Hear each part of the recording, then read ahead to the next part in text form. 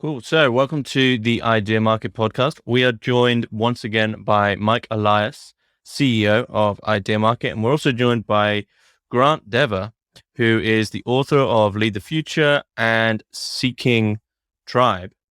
Now, you sent me quite a few things we could discuss, Grant, but and we will get to them. I've got them all listed here.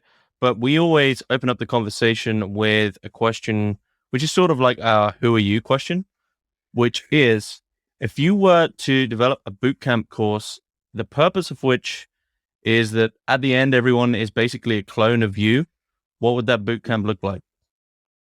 I think my bootcamp course would have to be on community leadership. I mean, that's something I've been kind of working on the side. Haven't spent as much time as I initially planned to. Like, I have a little email-based course that I'm kind of working on with the goal in the future to have a cohort-based course on this. But essentially, yeah, if I was just 100% committed to a boot camp going to execute one, it would be on community leadership, partially just because I think, this is really buzzing online as a topic. Community is kind of a buzzword, although I think it is very powerful and important.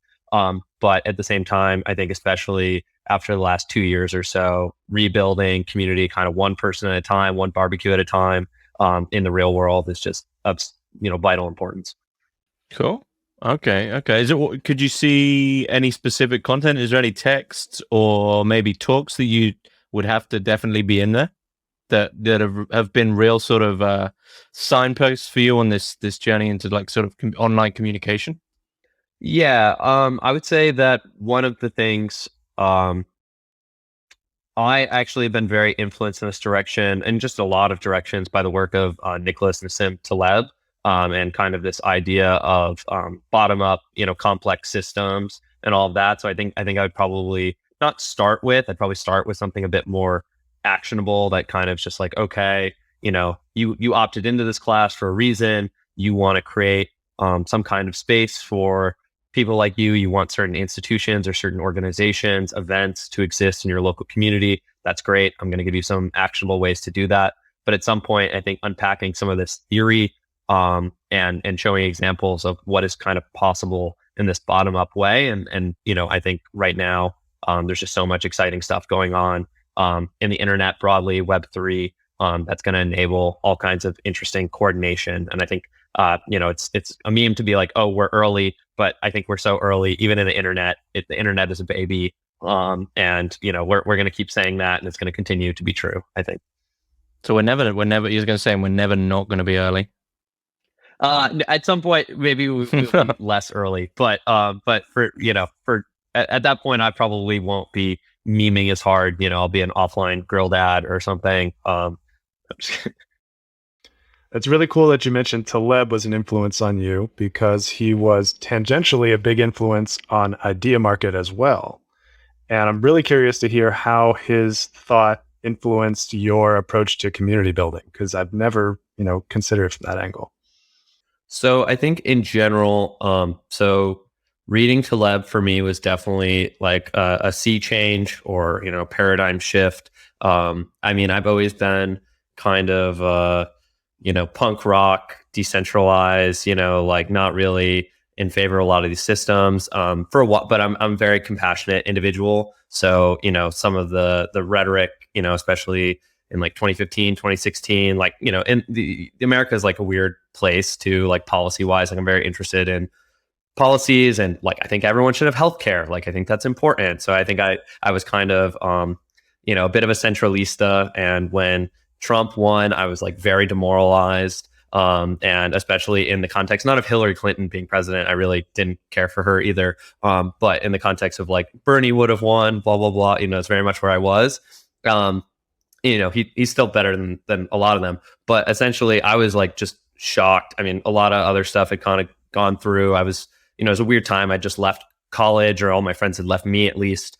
And I was trying to process what had happened. And then I read Taleb. I'd been reading his Twitter for a while, but I finally like sat down and read The Black Swan. And I think it was just really helpful for me to kind of be like, oh, you can't really predict the future. These systems that are projections about, oh, it'll cost this much and it'll have this outcome, like that's all kind of fake.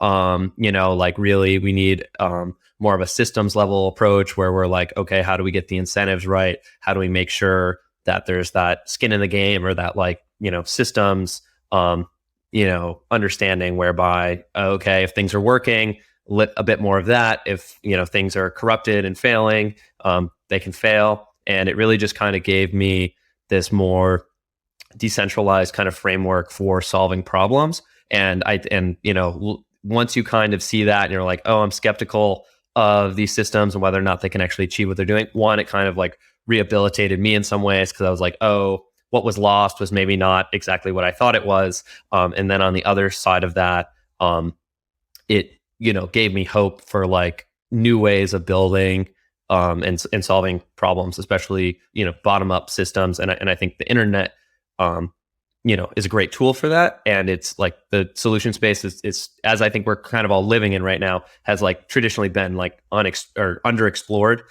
You have people being like, oh, here's this problem. I'm going to like meme you into caring a lot about it. And then you're going to send me money. And then, some people are going to go solve it in a very like top down way. There's many different ways in which we could like solve some of these problems without like either just directly solving them or coordinating in more accountable ways than just paying someone to go lobby the government to maybe something happens. Yeah, 100%.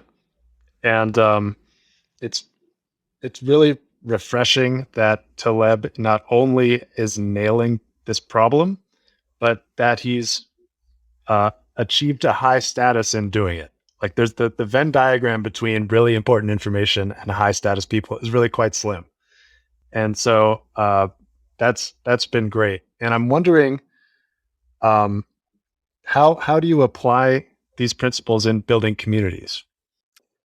So I think one is just kind of in the high level, like believing, okay, we want to build up, take a very bottom up approach to solving this. So like kind of like what ends we're working towards and like how we're going to build to like rule out certain strategies or certain ends if you kind of buy the Talebian thesis, so like I'm not like, oh, maybe in certain cases, but like by and large, I'm not like, okay, like, let's go lobby the federal government, or like the best move that we can make is to focus on a presidential candidate or a Senate candidate and that they'll actually affect change. Maybe from like a mimetic standpoint, it is still valuable to like back certain people and their ideas.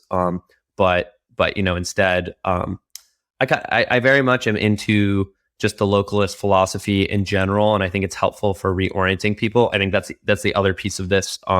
Is more at the individual level. So instead of being like, oh, let me get overwhelmed by these grand problems, and it's all on someone else, like whether or not they can do this, all I can do is choose a champion to like advocate for me. Instead, kind of taking this position that's more like, okay, like what can I do? What can I influence? How can I orient myself in the world in a way that will kind of, what is the book? The 7 Habits for Highly Successful People. He kind of has this model that's like your circle of responsibility versus your circle of influence or something like that. And it's like you want to, like, the more influence and power you have, the more responsibility you should take on. But if you have a mismatch kind of between those things, so if you're really powerful and you're not doing anything, you're kind of a loser. But like if you're but if you're obsessed with things that are way beyond your control and you're not actually advancing towards doing anything about it, then you're just kind of like, I think you're going to be overwhelmed. You're not going to be successful. You're not going to be effective at actually alleviating that change. So I think trying to figure out a pathway where you are setting yourself up where it's like, okay, we're like, my team is like losing this battle right now. For the future, we're not like moving towards where I want to be.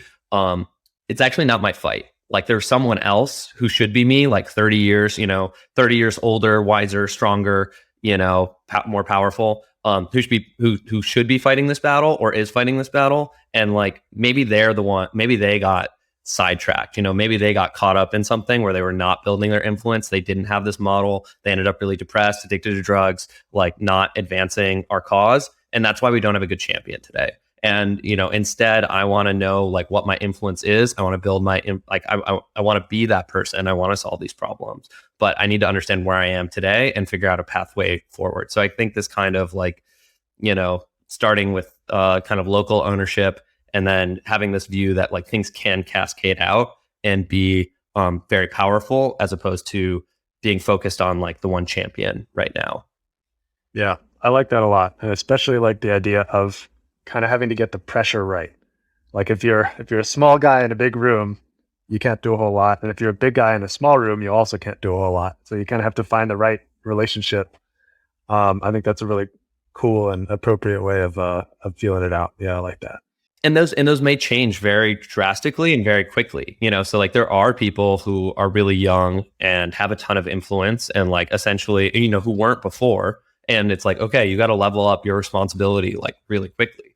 So you have to understand, like it's a dynamic system and you have to understand where you are. And likewise, there's probably people who like fall from grace, and like lose their influence and like have to reorient in the same way. But I think that model was kind of helpful for me. And it came out of at least like the problems I was dealing with and trying to like reorient myself around, and just reading Taleb at that time was very influential. Are there any communities that you feel strike this balance well, or any approaches that you think, oh, wow, like they're really kind of nailing this principle? Yeah, so I view this in like a very broad kind of way in that, I think a lot of these things turn into more formal organizations. And I think that that's like part of some of the success of these things. So I don't know that I have like what I see more like communities that I think could do more or like be more successful, or more clearly define a purpose and find greater engagement. Like that's more of what I see than things like, because I think if they're going well, I don't view it. I think I just view it as something else almost. I don't know. It's a really good question. Because I see like I'm a part of communities that are doing some cool things, and it's interesting to see them get together and like what they are able to accomplish. But I kind of just see the ways in which I think things could be, people could be more engaged, or there could be a more defined purpose, or like all the kind of like untapped talent. Like for example, I'm in a bunch of these like Twitter communities, and we've been friends for years, and for most of them, like the farthest we've kind of gotten is just like a meetup where we like actually hung out in person one time, when really there is like so much more potential, especially if someone did have like, okay, we're aligned on these values. Here's a vision that I have that like based on my understanding of the community, I think we'd all be in out on about, and like let's actually organize and kind of take this to the next level, doing something cool. It's kind of a meme, and I don't know, like, it's zeitgeist, and I don't know where this is going to go. So not an endorsement, don't own any, but like the Constitution DAO thing is like actually very cool. And I think this is kind of an example. So for those who don't know, essentially, there is between like 11 or 12 copies of the Constitution that were like initially sent out that are still remaining. And I think most of them are all in private collections. One of them is about to go on auction on Thursday. And basically these people coordinated to create a DAO, essentially just a fundraising mechanism and tool to try to aggregate like $20 million to like purchase this Constitution. And that like something that's going right there. So one, it's engaging people in this way where they feel like they have ownership. It's very clear how they can contribute. Something's a little differentiated is there is like a core team. There is currently like kind of, a hierarchy, or like people actually with defined responsibilities who need to execute XYZ, very short time horizon. And I'll see kind of where they go with it. But I think like things either tend to not get enough structure to actually be effective, or they end up diluting kind of power and responsibility too much, where they're also not effective. So as a part of a DAO that, didn't, that like it was like hyper democratic and everyone had to vote on everything, and to get anything done, you had to like get like pass a vote and like get it greenlit. and you just move too slow and you can't compete with like more traditional organizations. So I think there's always a piece here where you want to strike a balance where you're like inclusive. There's ways for people to join in. People can gain ownership, but you don't want to be like so radically kind of like free flowing that nothing ever happens. And what actually happens is you just demotivate everyone, because like people are there. Like people didn't join your thing because they didn't want to do anything, or they didn't join your thing so that you could just give them updates. By and large, people want to contribute in some way, and you have to figure out a way to engage them. And usually that does involve like there's someone who's holding people accountable, and oh, you didn't get your thing done. Well, sorry, you're not responsible for that anymore. Someone else is responsible for that, because like we're here for a mission, and like I know everyone's got a bunch of stuff going on, but like we needed X, Y, or Z done, and you didn't get it done, so that's no longer your responsibility. So I maybe I just see more of the problems. Like I want to kind of help solve those things, and when they're working well, either I'm just not involved with them, so I don't have that intimate knowledge, or I just view them as a project or a venture that's successful. Cool. Yeah, and that kind of makes sense, and it sort of fits with the mysterious kind of air around community. Like you mentioned, it's a buzzword. It's a buzzword for a reason. Like there is a ton of value there. But what's interesting about it, or one of the things that's interesting about it to me, is it's not obvious what constitutes a great community. You can tell when it's working, but you can't necessarily tell why. And when things aren't working, you can often tell why. And I've been talking to a lot of investors for Ideamarket, and there's even among the investor cohort this sense that vibes are really important. That there's a very like non-physical, non-linear, non-metrical kind of sense of success. And to like nerdy tech people who are used to having things in a very low context, here's the information, here's the data, here's the metrics, here's the milestones, here's the trajectory kind of way. Such things are just kind of mystical and crazy. So I'm very interested in, any insights you may have to, make those concepts more tangible, if that's at all possible. Because I hear the word community, I understand what success looks like, just like everyone. But it's just a mysterious, like, yeah, we need a working community, and that's about all the information I have on the topic. I just want to jump in before Grant says something, because I feel this way as well. That's one of the big problems of building, like you said, about building a community. A lot of people always say like, don't fix what isn't broken. And it's like, yeah, that's fine, but you don't even know what the thing is. Like no one's got a clue what the thing is. So sometimes that breaking, you go, oh, that's why it was really good, because we were doing that. But it's never anything. I think all the things that sort of built the communities that I was in, I don't know, years ago. I'm specifically thinking sometimes of gaming communities or MMOs or like online communities. All those things generally came about organically and weren't built in. And those are the things, like it's like organic versus artificial, and like artificial just always destroys the organic. You can't like, these things are slowly built with real nuance to them, and artificial like building just sometimes doesn't grasp that. So that's just my 2 cents. That's when people say like, don't fix it isn't broken. It's like, yeah, but you didn't know what the thing is. So like, don't be making, just leave it be. Right. And I think there's definitely a point there where like how robust these things are is also like an important dynamic. So like, maybe, okay, once they buy the Constitution, like maybe no one cares anymore, or something like that. Like, what are you organizing around? Like, what is this thing? Like, to your point, like people don't know. And I think these things can like cascade and fall off pretty quick. And the other thing is like with any type of like organization or small scale organization, it's like, okay, how are you bringing, like, life happens to people, they stop participating. Okay, how are you bringing in new people? Are you building in the people? Are you bringing in the people that you want? How are you enculturating them into your community or organization? Are there any rituals around that? Is there anything that signifies like, oh, this was a transition, now I'm a member? Are you building that capacity? So like, it's very easy. Like, okay, you have one person, they have great vibes. They're, doing all these little things that are undocumented. You don't even know they're happening. Like they're, retweeting these people or replying to their things. They're slipping in their DMs. They, do the odd call, or like they notice when someone's like upset and they like follow up. There's all these like little things that go into like maintaining any type of like small group or organization.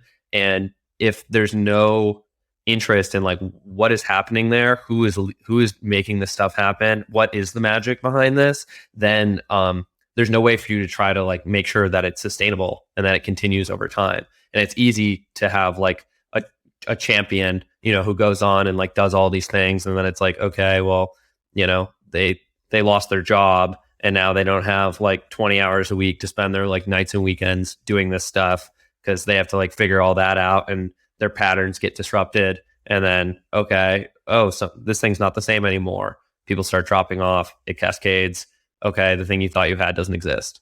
So I think there's a lot of pieces in there. What is involved is difficult, but like, what that might look like from, and I use the term like leader in the most broad sense, because I don't think it is about a hierarchy. I think it is about having an understanding of your relationships with others and how they're important for you to achieve a vision and build consensus around that vision to turn into a reality. So, what that might be is like, okay, someone new joins your organization.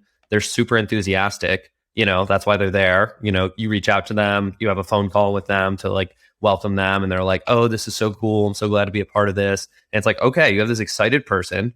How are you channeling that energy? What are they doing? What are you doing with it? And if you don't have an answer to that, you got to figure that out really quick, because otherwise people join, they're kind of being oriented in this like slow way. And then, maybe a couple of weeks pass and they're like, yeah, this isn't what I thought it was. I'm not really that excited about it anymore. I'm going to go leave now. So you have to identify those people and then be like, hey, could you do this? Would you be interested in helping with this thing? And making it a very tangible thing. Like another organizational community thing that I think people get wrong a lot is they'll just send out a message to everyone and be like, hey, does anyone want to do this? And it's like, whenever that happens, it's like you're not asking me like, hey, I recognize that you're someone who could do this. This is something that we need done, and I want to give you this opportunity. Instead, you're like, hey, the group needs this. Anyone want to do it? It's like, well, you're not making me feel special, and someone else will do it. So actually, no. They're very different requests. Yeah. So what you were saying earlier about, because I'm seeing a lot of this as well, especially with, I think, with systems which weren't intended for this in the first place, right? So you're seeing a lot of Twitter groups, Twitter DM groups, which are getting above that capacity of like, this doesn't really work anymore. Like WhatsApp groups as well, where you're like, sometimes you get added to a group and you're like, it's like you just bombarded and you're like, I can't deal with this. And there's a lot of these like huge centralized systems where everyone's like, look, I know everybody's there, so we have to use these systems, but these systems aren't robust enough to really factor in what we want to do. So you end up with these just like weird places with a ton of really smart people, a ton of people who all have the same values, but no systems in place to actually utilize any of that. And it basically just turns into this like, look at this thing I found, and like, look what this thing I wrote, and everything's like being lobbed into this eternal void. So why do you see the evil? Do you think this problem is going to be solved anytime soon? Yeah, I think we, if you agree with me there. I definitely agree with you. I don't know that there's there's probably not a one size fits all solution, and I don't think this is a solved problem. Like, I think this is actually a huge problem, right? Like, maybe this is like another example of one of those ways where it's like, oh, like, there's so much potential here. There's more that could be happening, but instead now it's like a group chat with too many people in it. And they're all great and wonderful, but it's just kind of devolving. And most of the time I've kind of, I guess I realized that I had like kind of a fatalism about these things. Like, I've experienced so many times where like, there's just like the tipping point where like too many people get added. And then basically it's like, okay, they're already like a splinter group of like 4 friends who are like, yeah, I'm not sending that to like the group chat anymore. Like, I'm just going to send it to like my boys. But then there's like another tipping point where then there's like a group of like 12 people or something. And then there's basically just another group chat, and like the large group chat just kind of dies. But I just want to jump in. I've always been the guy who said every group chat needs an authoritarian, right? Every group chat needs a dictator. As soon as there's fragmentation, you need someone to like stomp. Because as soon as I've seen it, like yourself, I can tell exactly what you're talking about. I've seen it 1,000 times. Like, we just need this one more channel for this specific subgroup. Next thing you know, like a week later, there's like, it like as soon as it fragments, and this probably my worry with decentralization as well, is that going to be its inevitability in that it's spreading itself literally too thin? Yeah. No, that's a really good point. Yeah, I think there are risks in that like, actually coordinating. Well, I mean, we're kind of living in this right now, and I think this is part of something that like Ideamarket is, part of the solution for see where everything you guys build goes. But we're kind of living in a world where like our worldviews are like fragmenting to like increasing degrees, where we struggle to come to any sort of consensus. And like in some ways this makes everyone more vulnerable, or at least alienated, where it's like, okay, there are increasingly few people, especially in my proximity, who I feel share my worldview. Especially if you have a more niche worldview, or or you at least see it in like various things where you're like, oh, we're agree on all these things, and then you say something and they're like, what? Or they say something, you're like, what are you talking about? And it's like just this little emergence of like the stranger, or like some little meme that is like traversed through the internet and like ended up like infecting your friend, which is not, good or bad.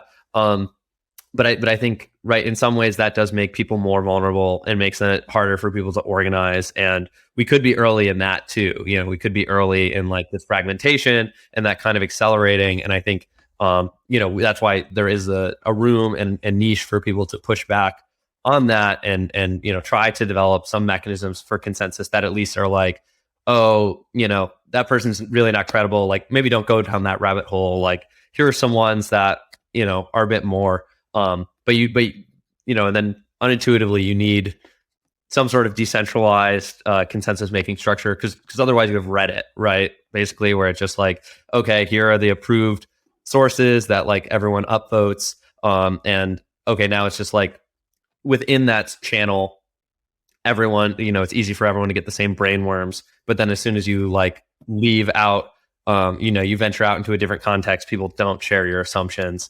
So like creating an aggregator is super hard. But I think I think that the tack that you guys are taking is interesting, and it's like attacking it at a different level of the problem.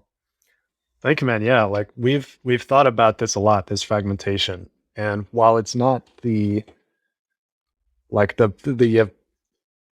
main thing that we set out to solve, I think that there is an overlap there, in the sense that the internet gives us infinite information, basically, right? And we can now justify pretty much any point of view. But not only can we justify it, we can also find social support for it. So we have, everything we need to be fully at the mercy of our own preferences. There's no like counter moderating force to encourage people to do anything other than go in the directions and toward the conclusions that we prefer. We have infinite like decadent luxury in doing that. And the fragmentation that you describe is kind of like a creeping loneliness. It's a longer term thing that maybe we won't recognize how lonely we are until it's too late. And, there's a lot of strife between people who disagree with each other, particularly on places like Twitter, but also, like I have nothing to talk about with someone who completely agrees with me, even though I'm constantly seeking that person out, because just instinctively, I think everyone is looking for people that they agree with and like feel similar with.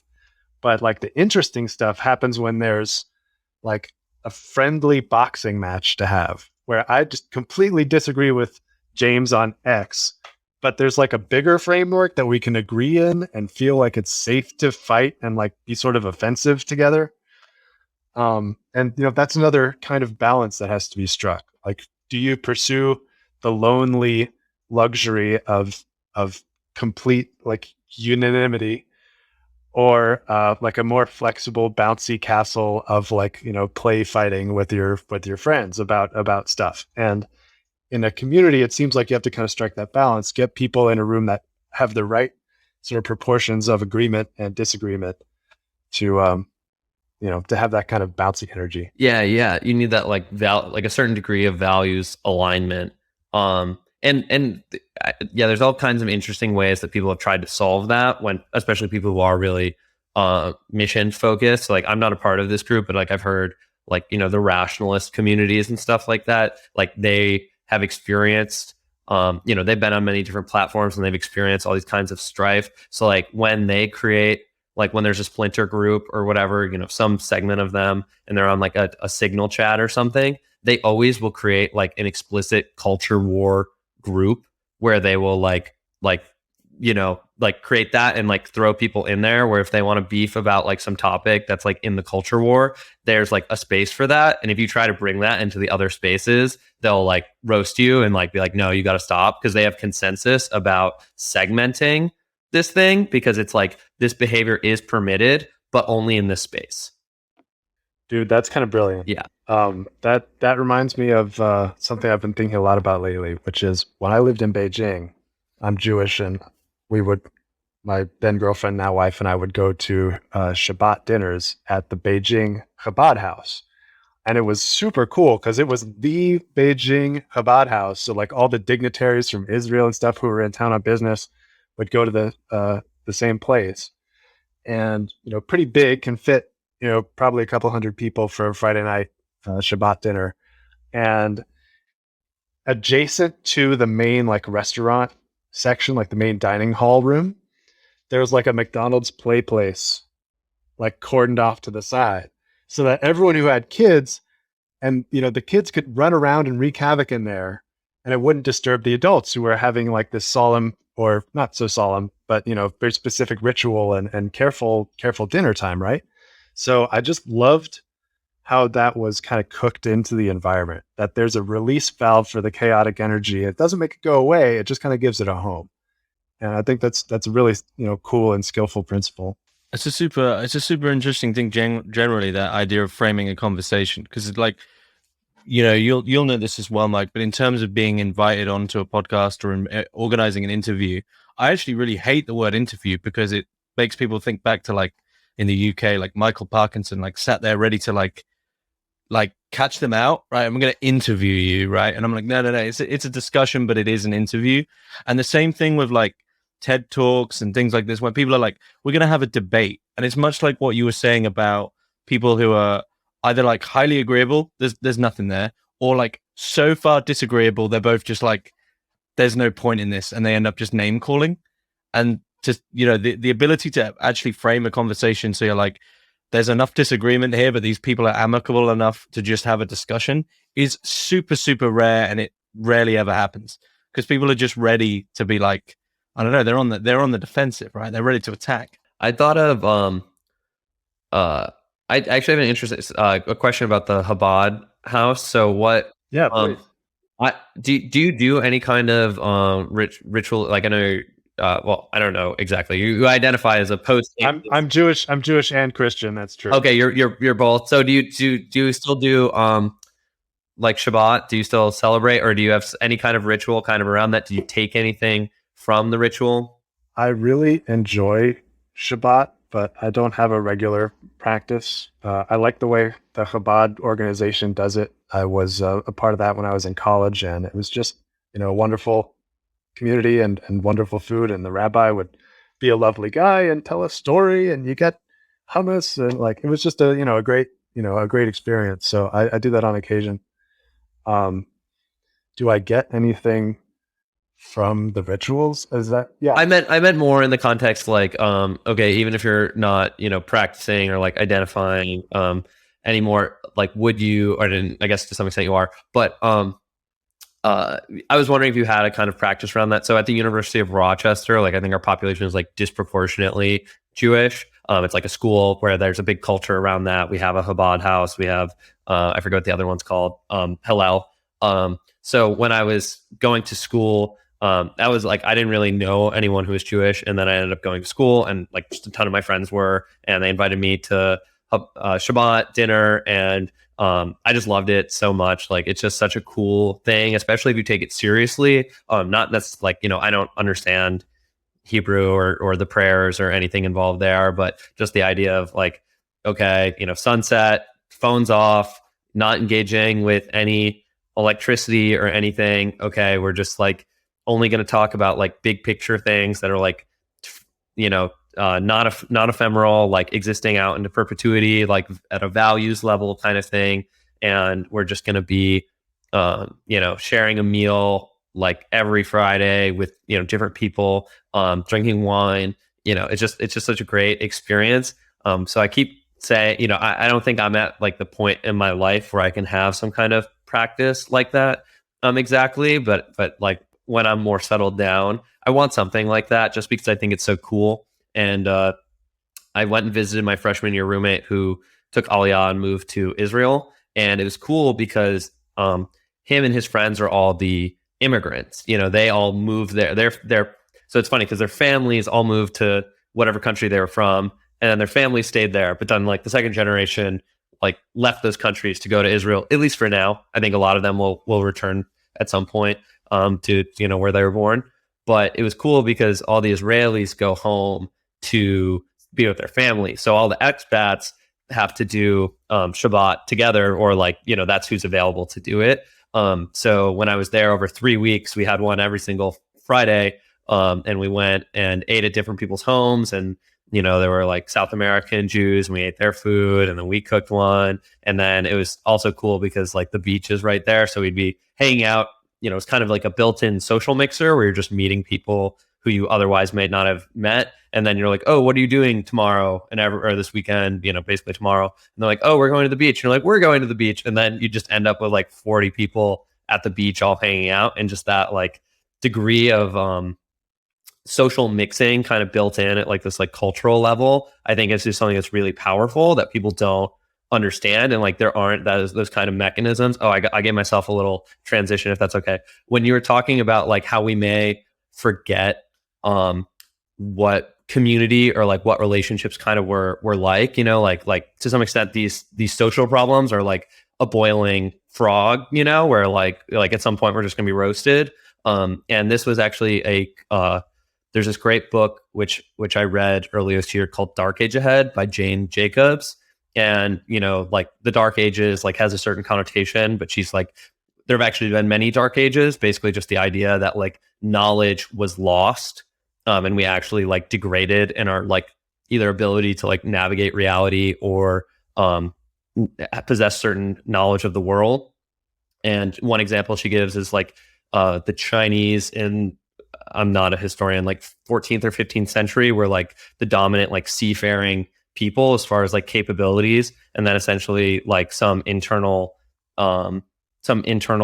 like conflict between tribes or like political groups, and one of them dominated or like ended up winning, and then the group that won was in opposition to the kind of seafaring like treasure hunting program, mostly just because it was like favored by their enemies. So they closed it all down, like closed the harbors, like knowledge was lost. They forgot how to do that. They forgot how to build the ships.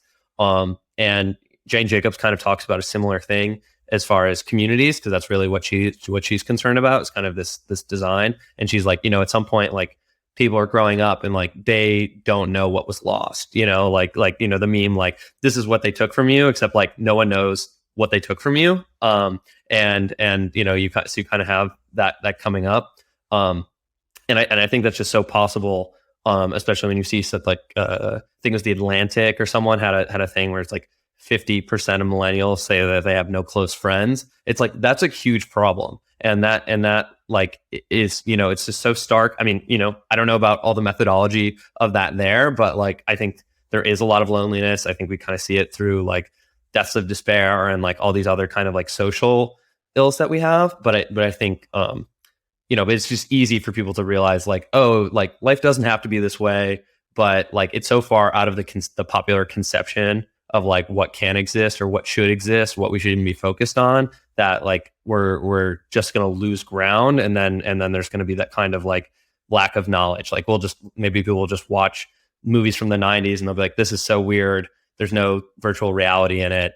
I'm never going to watch a movie again. Maybe new movies aren't even going to be interesting. Like maybe it'll be like me being like, I haven't seen movies from the 1950s, and maybe that time scale is just going to move ahead where it's like, okay, I'm not actually interested in movies at all. I'm only interested in like TikToks or like video games. So like they're not even going to like go and like we're going to be like, oh, this movie, and they're like, you watch movies, you're a loser, or something like that.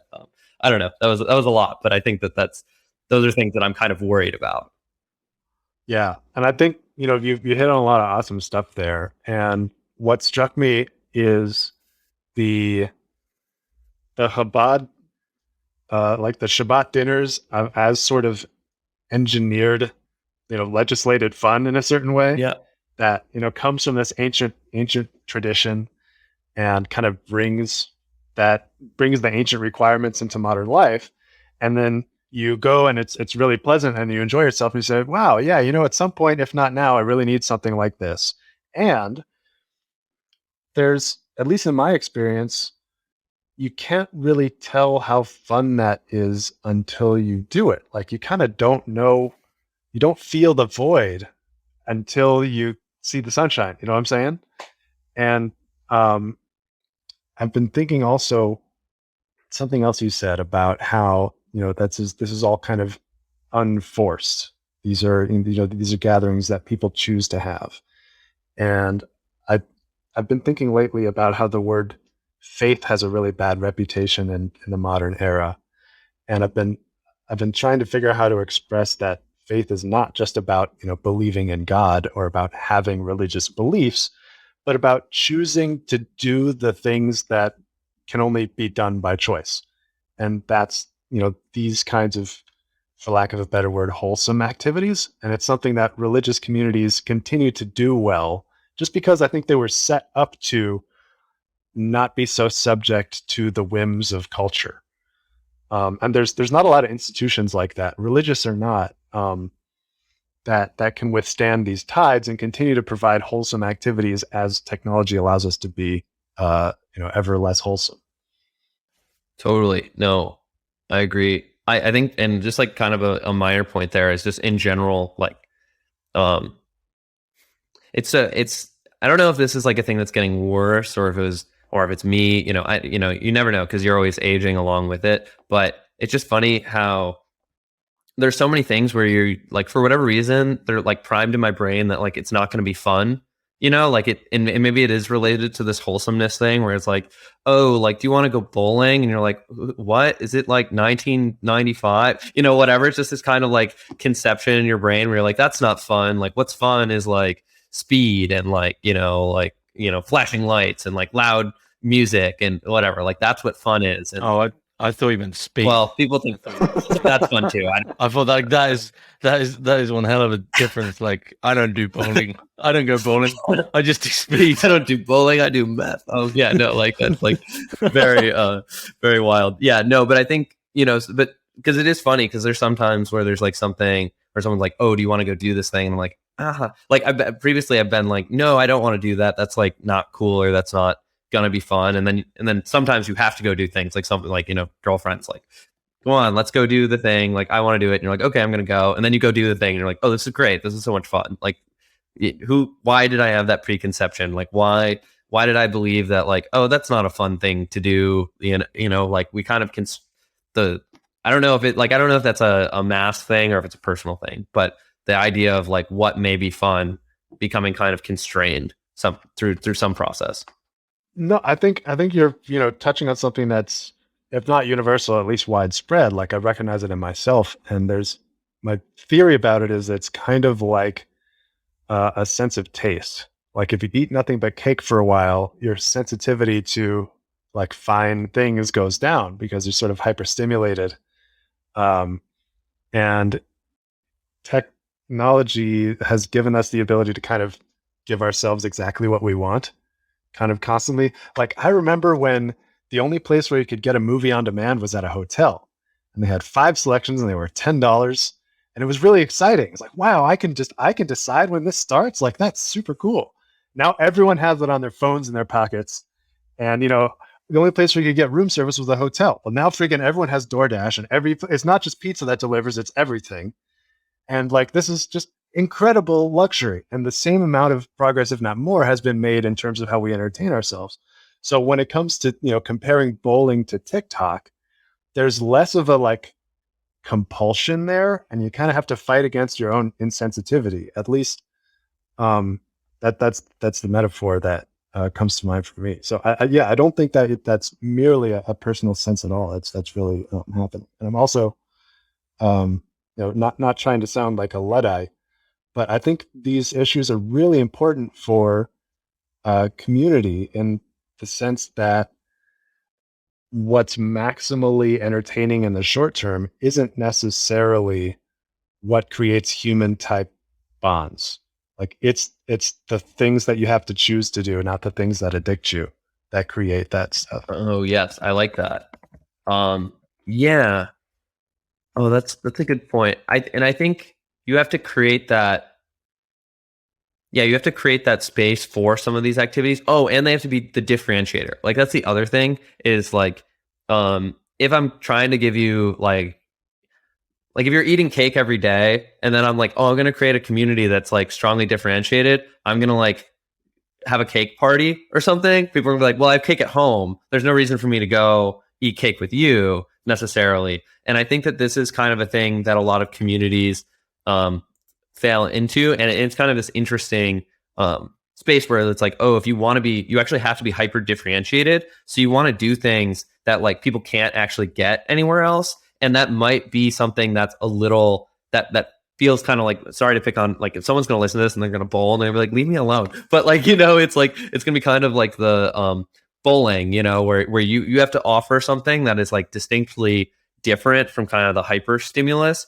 Because you can't, because otherwise you're not competing. Because you're just saying, oh, we'll do that too, and it's like, well, then maybe I'll just stay home because that's not going to like scratch. Like you have to show me that there's some like unfulfilled niche that I need, and if you can dominate that niche, then like maybe you can build a community around it, or you can be more successful. And like so, the example, this is something that I've heard talked a lot about. We don't have to belabor it. It's not something I'm super informed about, but with the lot of like Protestant sects, like they really tried to become like hip and cool. So it was like, you're going to have like, they're going to be playing guitar and there's going to be like rock music, and they really made themselves a lot more contemporary. They made themselves more subject to like the whims of the culture, or more open to that and kind of assimilated to the culture. And I guess like relatively, those types of sects are performing a lot worse as far as like membership and retention than like the more conservative and like kind of like ritualistic, like appealing to like the past kind of things. And I think it's like, maybe I'm abstracting too much and this is also offensive to someone, but I think it is partially just like a strong product differentiation. Like they're offering you something that you can't get elsewhere, whereas if your sermon is similar to like what you get on Instagram or like Facebook, it's like, well, maybe I shouldn't go there. Like, I could just go read my friend's sermon on facebook.com. I don't need to like go and sit in the pew or like wake up in the morning on Sunday and go do that. So I don't know that, but I think there's some principle there to think about when you're building any sort of community is like, what can we offer people that's distinctly different? And especially maybe something that maybe we don't even know that we want. Like we have to figure out like, oh, I want this thing, and now I can like bring you in on that. Yeah, and the problem may be that we're all too opted into similar kinds of like hyper stimulus, and we're not looking for this this like strongly differentiated experience. Yeah, I like that comparison. And in addition to the strong differentiation, what strikes me about that exact example is that the more conservative religious sects are kind of more difficult. They're not built to appeal to you. There's like a harder opt-in. So when you opt in, there's a tighter knit thing like, all right, you're one of us. It's kind of, there's a steeper, there's more proof of work in it. And I'm starting to think, yeah, like what can a community do to make itself like beneficially difficult in that kind of way. Like we're not for just anyone. Like if you want to join, like there's some barriers to cross and some, principles to enact. I think that's an interesting thing for building bonds. And this is actually like just as a kind of general principle, and I've definitely been influenced by this. Is I was in a fraternity in college. So like, and it's funny because actually from an organizational standpoint, like a lot of the things that they do, it's similar in that it's like emergent practices that like have either like continued and persisted over time or been dropped. And they are totally subject to like the whims of culture. For sure. Like there are many things that like fraternities were doing that they shouldn't be doing. And, and maybe even some things that they had been doing, which were really great that they gave up on, like both of those things really exist.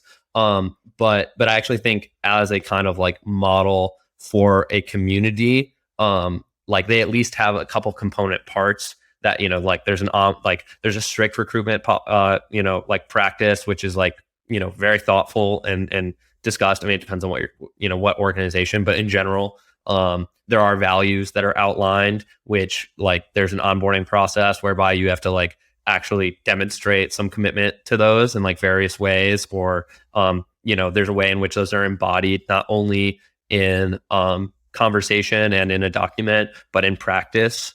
There's ways by which like members are intentionally bonded, new members with older members to help them to become instilled in the culture and also develop a tight relationship. There's ways to transition. There's exiting ceremonies. There's lots of stuff that's actually embedded in something like that. And I think for me, it was definitely informative. I had lots of these kinds of like organizational experiences, but I thought that really, especially looking back on that, like when I was co-founding my first venture, which was a incubator targeted the undergraduate population of my alma mater. I wasn't doing anything that, you would associate with a fraternity, but I was definitely thinking from this kind of like principles method, like, okay, what does onboarding look like? What does recruitment look like? Are we going to have like, what rituals are we going to be involved in? What are our values? How do we act those out? And I think that I was kind of primed to have that understanding from that experience. Sweet. Yeah. What kind of rituals do you like for communities? Because it's like the word ritual has ancient connotations and it sounds out of place in a technological world, but I think you're absolutely right that it can play a really integral role in this stuff. Yeah, I think it depends on what your community is oriented around, but I think in general, it's like, okay, there's some kind of activity that happens at a certain time, ideally recurring, or a function of like a certain thing, like if this, then that, like if we have new members and they've completed this thing, then we need an initiation ritual.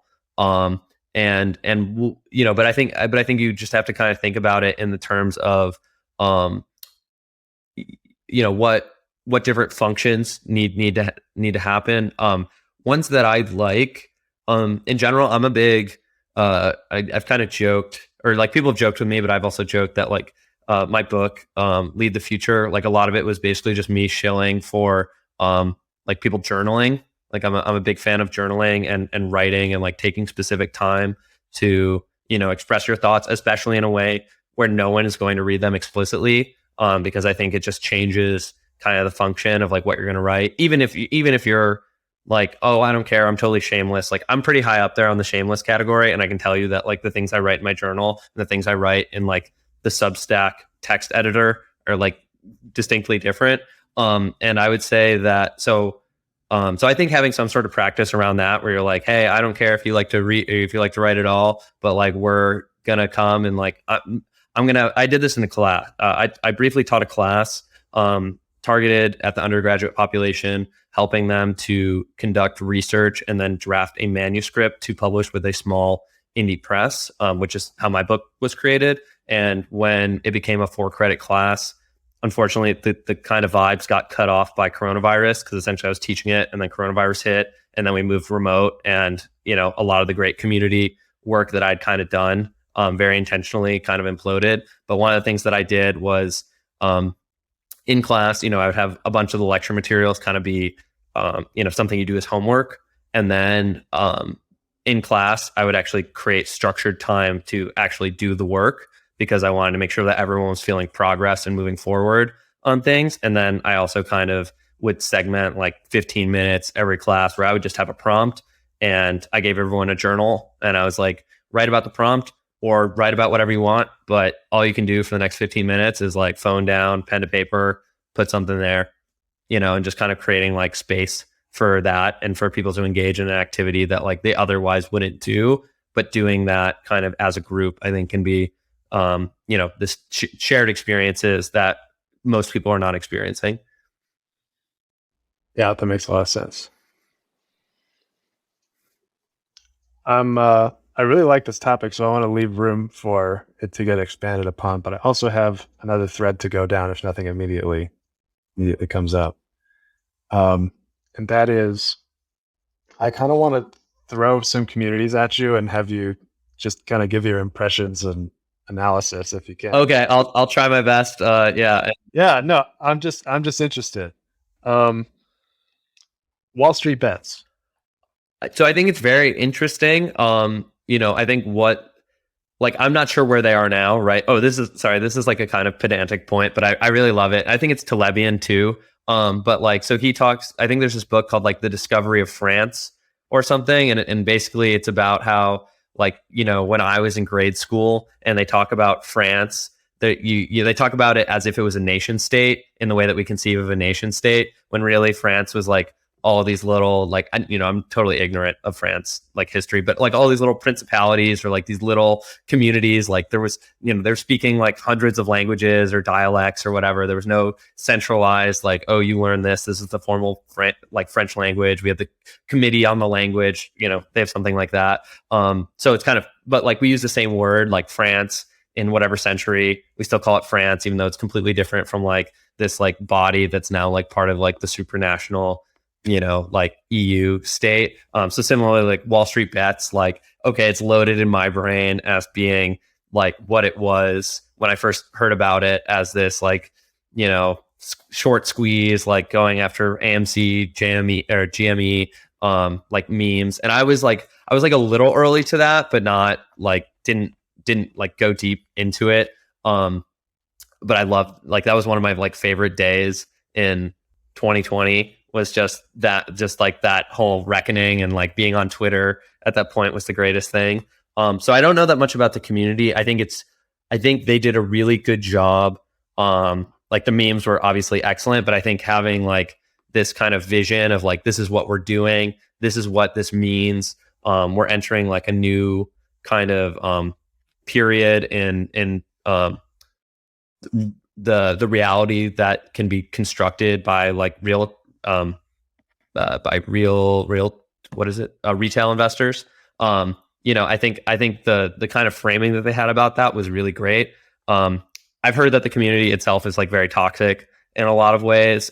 So like, am I long on that community? Is it really like right? It's also like, from what I understand, still mostly a Reddit thing or like Discord in Reddit. And I think the problem with like really large scale communities is that they also just become like psyops, so like, especially when you're talking about like people throwing money at assets, it's like, okay, well, they're very sophisticated people who can probably create bots and all kinds of things to try to like warp you and like meme you into like doing things that are good for them.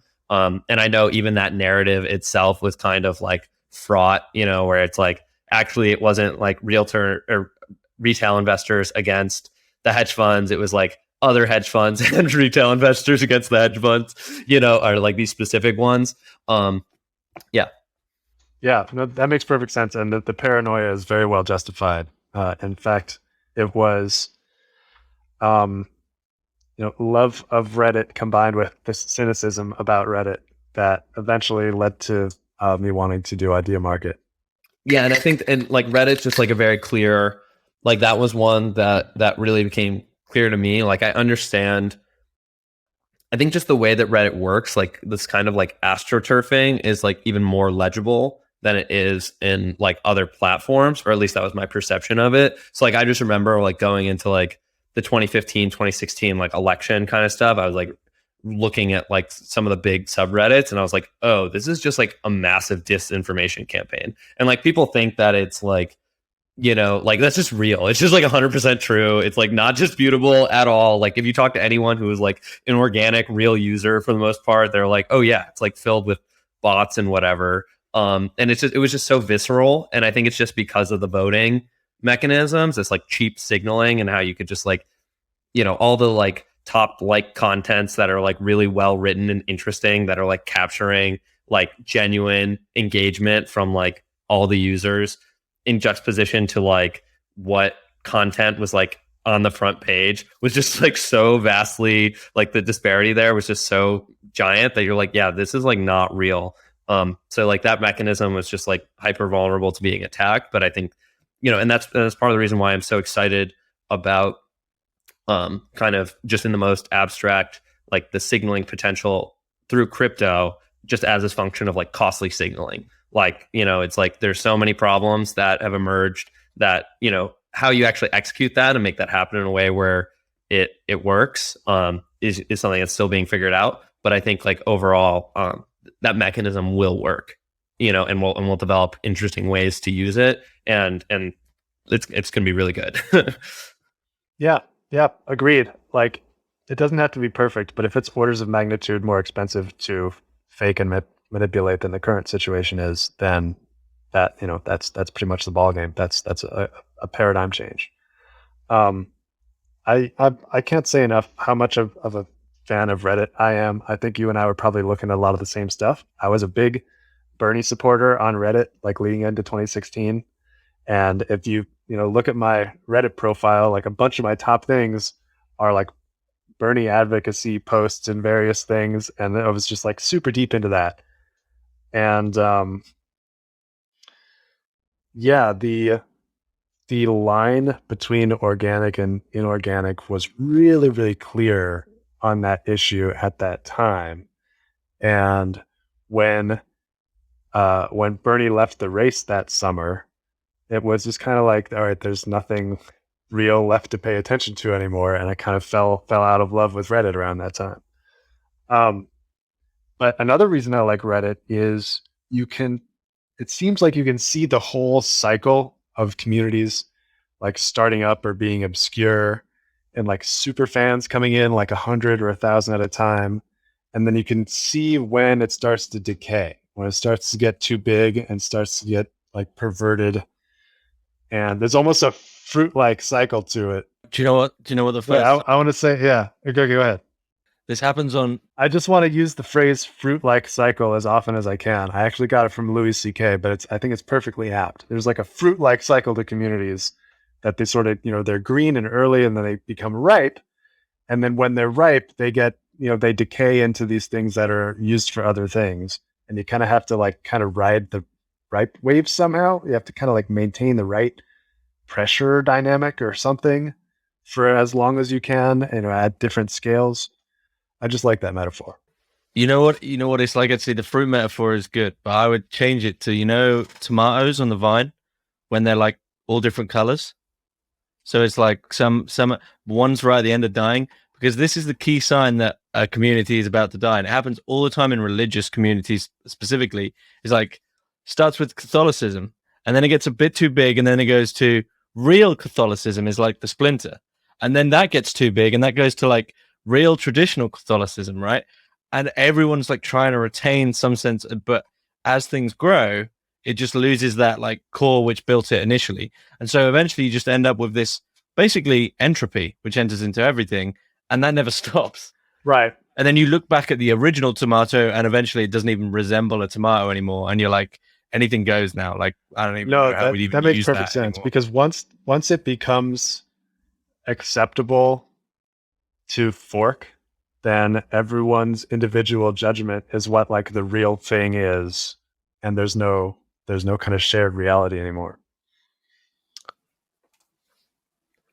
Man. But then we've immediately got this problem, right? Because you don't want to be like, right, this thing can never be flexible. Like you can't have. You want to somehow contain the splinters within the main vision and be like, it's cool, you guys do your thing, but we're all connected somehow. Yeah. Yeah, I wonder what kind of rituals and stuff could engender that. But Grant, go ahead. Well, I would say that is, I think that's probably like another piece in which Taleb has like influenced my thinking on community, is just understanding that like there is a phase change as a function of scale, and just this emphasis on scale being so important. Yeah, I think I slightly brought this up earlier, but I just kind of had this fatalism, about how these things are going to fork. And it was really interesting, and we'll see where this one goes. Again, time and scale are both like really important measurements that like people don't use when they talk about these things.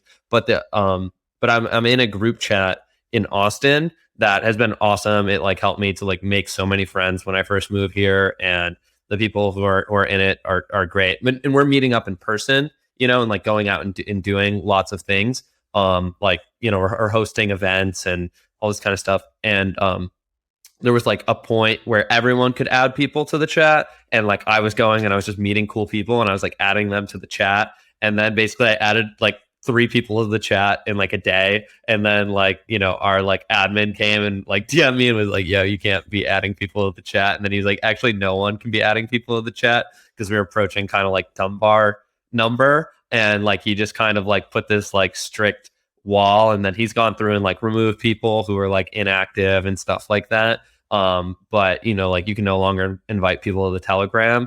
And so far the group has been like more robust having done that. I think there's probably still more that could be done to kind of like facilitate our community doing that. And maybe some of that just like certain people need to like step up and like do XYZ things. A lot of it is still like a couple lead players.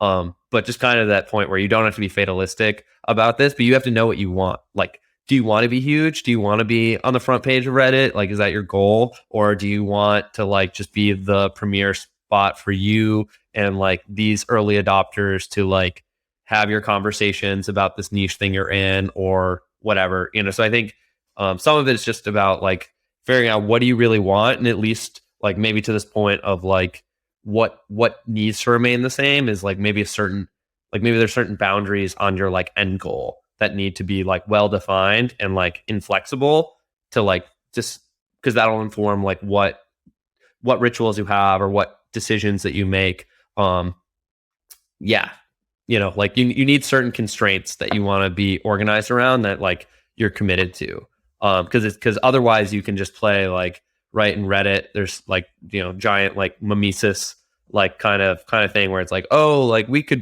we're better than them. Like we could be that big. Like we should blow up. Everyone should like the thing that we like. And then it's like, okay, like now this isn't fun anymore.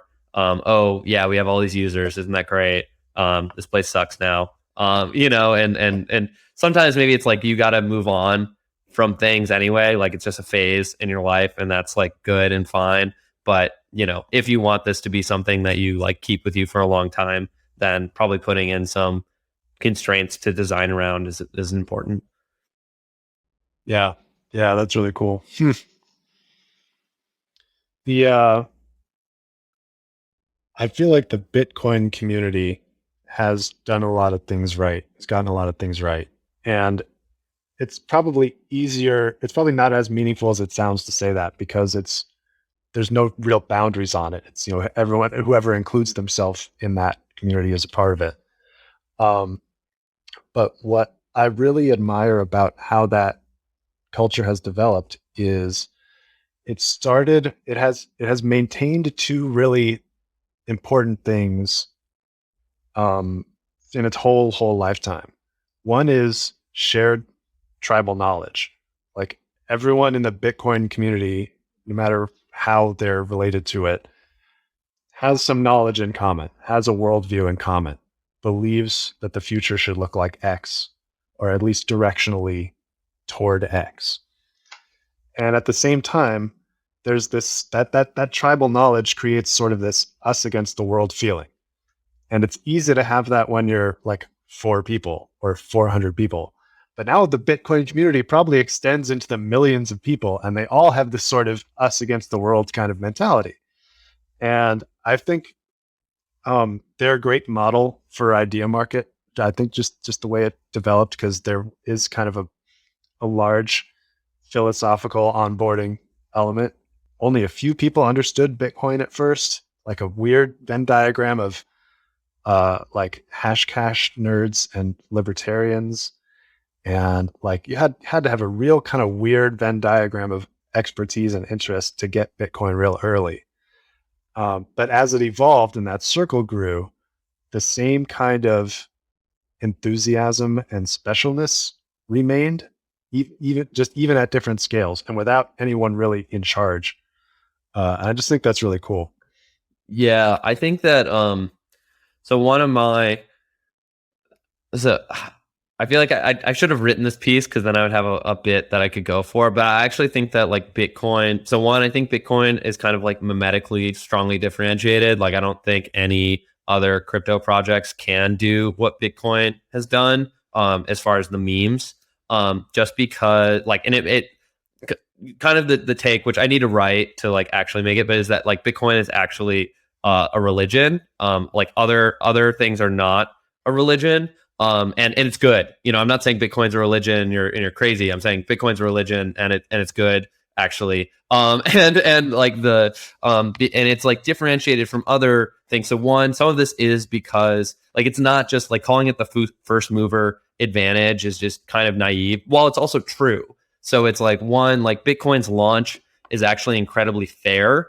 Even though it is proof of work and like it was just about like you had to be early and you had to like know how to run the software, whatever. But it's like it was so risky and such a random thing that like, it's not like anyone knew it would be worth anything. And there's like endless stories of people who like sold for like cents or dollars, and there's kind of this trope where it's like, I knew about Bitcoin in 2014 and I told someone else that they should go buy it. And it's like, or I should have bought it. It's like, okay, well, if you had bought it at $10, you would have sold it at $20. And if our dad had bought it at $100, he would have sold it at $120. Like there's just no way. So, and like now like right now we're in a different kind of like mimetic landscape where, which is like, you kind of see how differentiated it is where like now people are like, quote unquote aping into like all these random coins because they kind of believe, oh, Bitcoin's a thing, therefore this thing could be a thing. So like,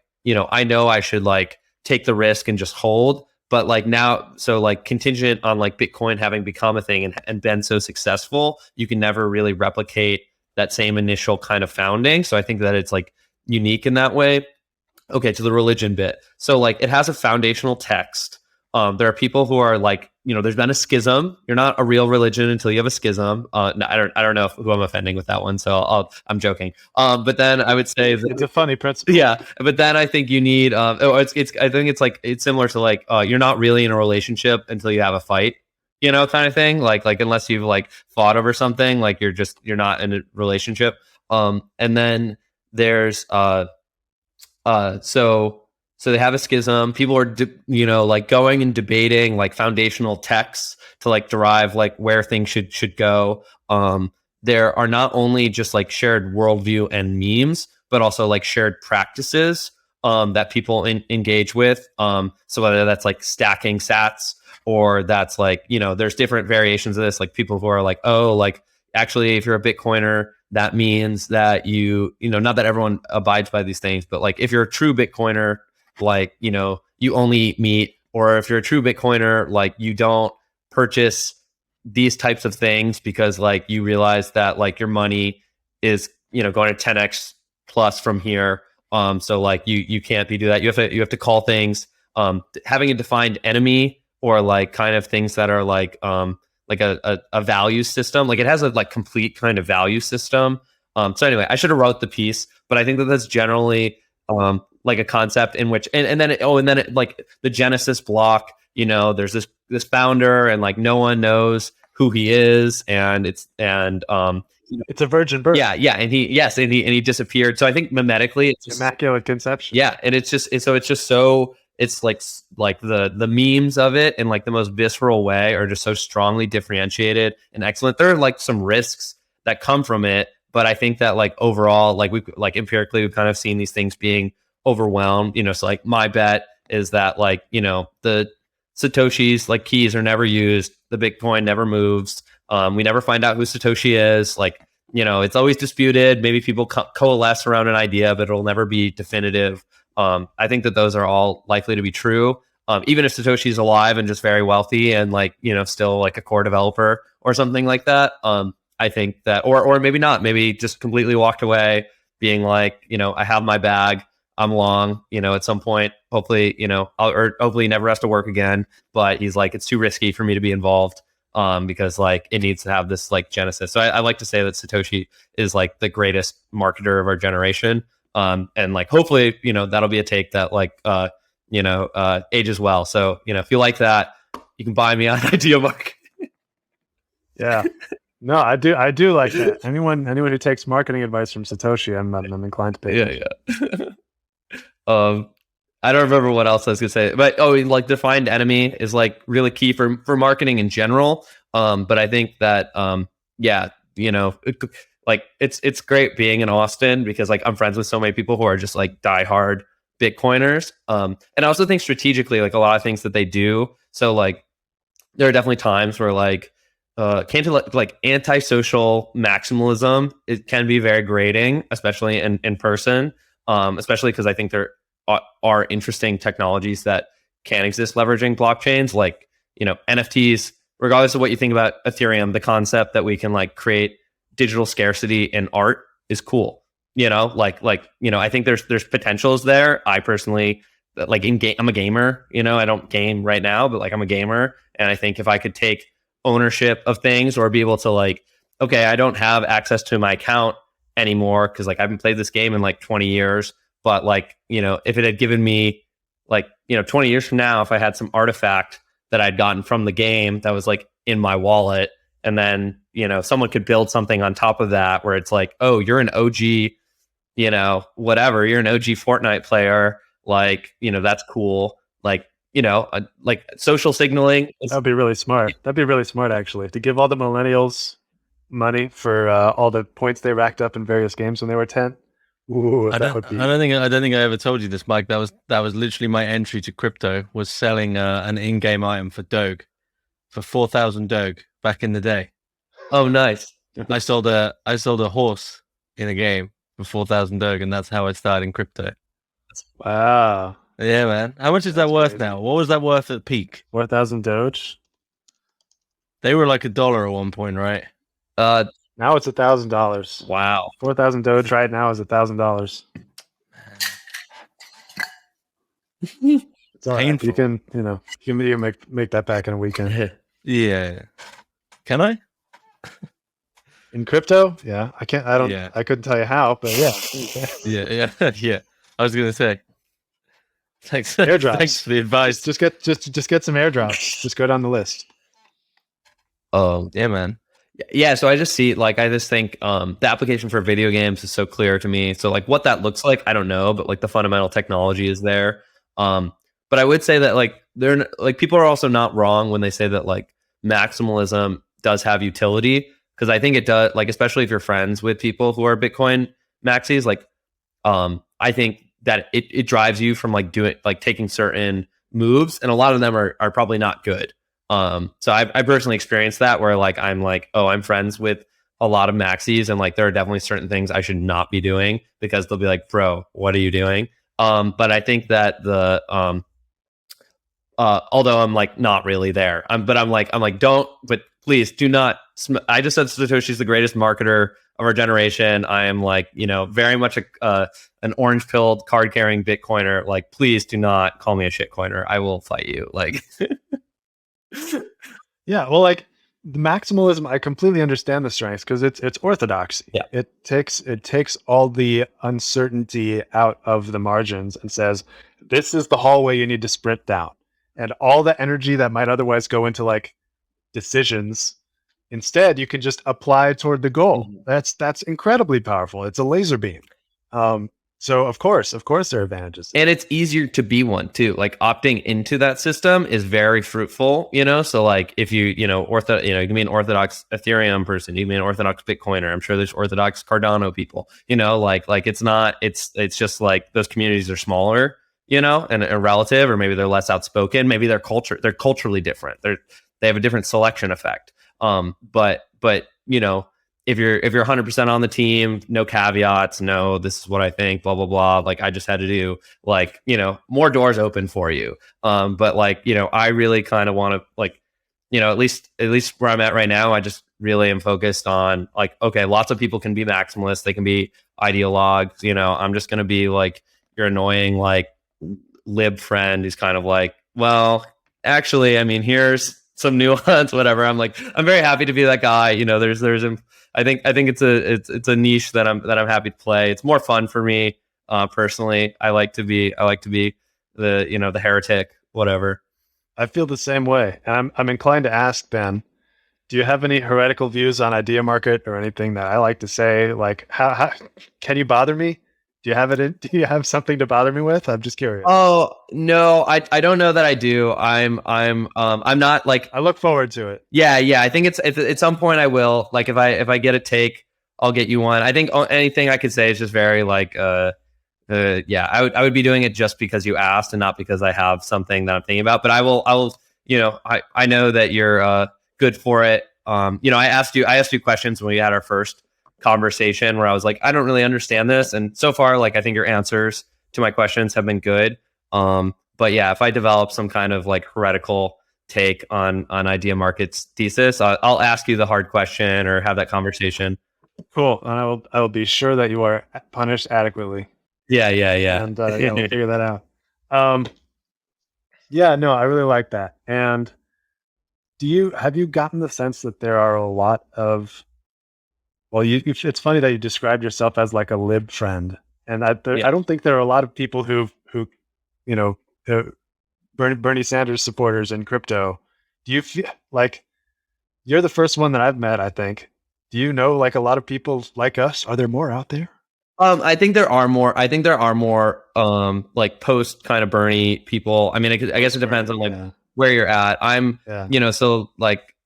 Right. There's also different flavors of like post Bernie people. So like, right. There's like people who are like post after 2016, like my dreams died, like my, democratic socialist dreams, like were crushed in like 2016, and it's totally fine. But like, that was a struggle for me then.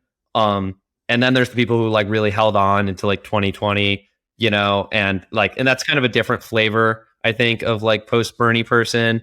And their trajectory will be interesting. It's still that's like still a nascent wound. There's some like post Bernie 2020 person. It also depends on how old you are, but there's some like post Bernie 2020 person who's, maybe even going to listen to this, who's like, I too should grab a copy of The Black Swan by Nassim Taleb and go walk to my local McDonald's and just read it and take notes in a journal. And, that could be my trajectory into my next thing. But I think there are more of us than you would think, because it's just a certain type of person, like the type of person who I think was like Bernie more, maybe because he was like anti-war, or because he was kind of against the machine. It's kind of like a general person who I think is like very high compassion, but is like a bit distrusting of like systems, who is like, well, Bernie just wants to do good things. And, he's an outsider, so I trust him more than the other people. So like, he's my guy. Whereas like me, like going into 2020, like I was most interested in Marianne Williamson, Andrew Yang, and Tulsi. Those are kind of like my champions at the time.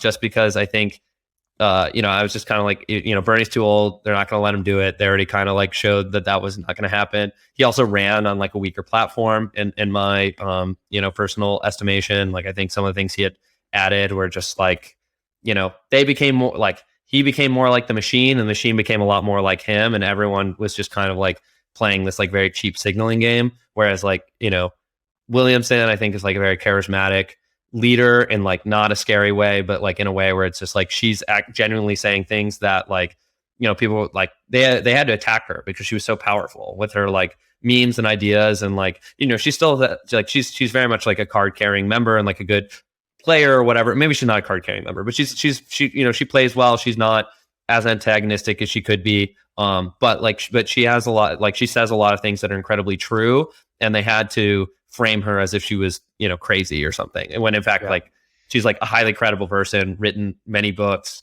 like well loved, has like done like concrete direct action type things that like genuinely made people's lives like a lot better. Like she's done a lot more than most people, like truly a talent.